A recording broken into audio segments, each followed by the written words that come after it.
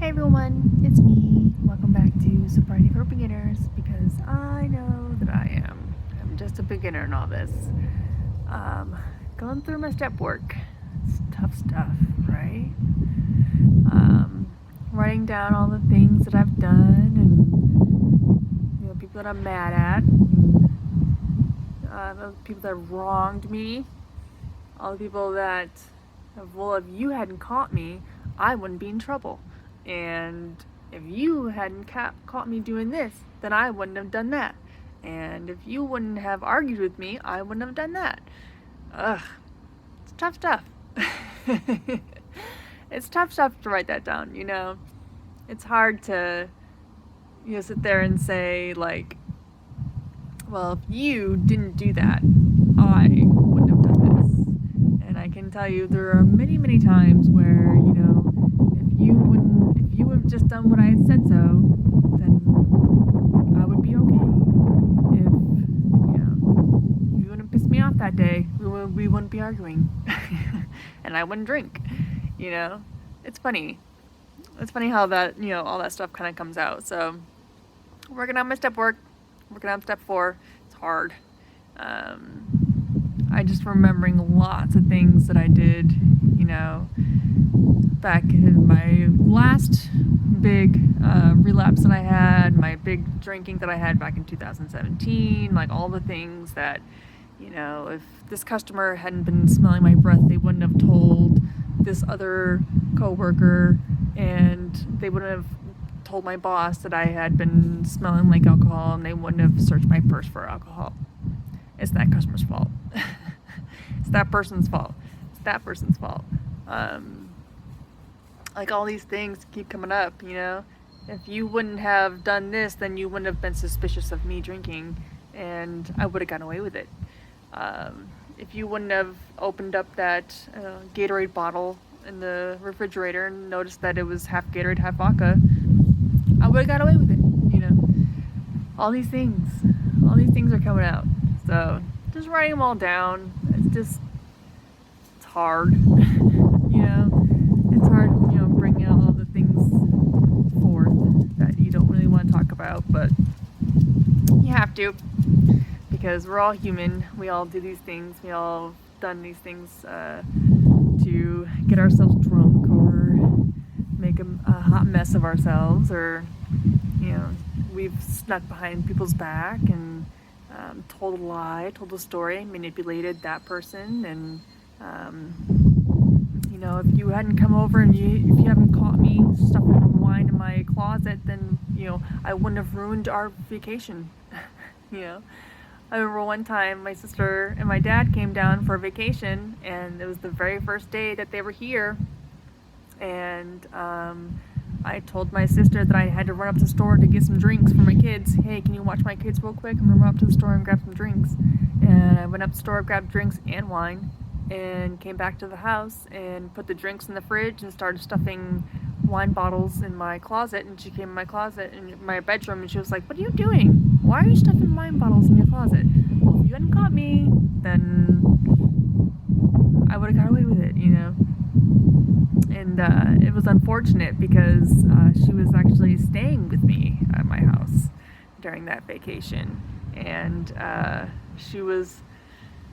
and her kids were, slept on air mattress, and they were sleeping in my kids' beds. And so we had a whole week of vacation, planned away. And the very first day she catches me drinking. And now I'm mad at her because I'm like, well, hey, you just ruined my day. You just ruined my day. How dare you come into my house and say that I can't drink in my house? And how dare you come in here and catch me? And how dare you say, that I can't drink? And, I was mad because she ruined my day. And so now I had to go the entire week with her in my house pissed off at me, angry at me, because she caught me drinking, and it was rough. It was real rough, and I had to write that down too, all these things, like, it's hard to write them down, it's hard to talk about them, but they all happened, and they're mostly my fault. But it's nice. It feels good to actually like sit here and like just like talk about all the stupid things that I've done. Even like when I did get caught or when I didn't get caught, you know? Like I have some things that I did to people that I wrote down that they didn't know was happening, but I feel guilty that it happened, you know? And so I wrote them down because I was like, I did this behind your back and you didn't even know it. And I'm not gonna tell them. I'm not gonna, you know, bring it up because, you know, I don't want to hurt them or hurt myself, you know, in the future. But you know, it was just a lot of things of like, I did this behind your back and you didn't even know it, but I'm airing it out. I'm airing out to somebody, you know. I'm airing out to my sponsor. So it's hard, but we were going through them, and some of them are comical, some of them are sad, some of them are embarrassing.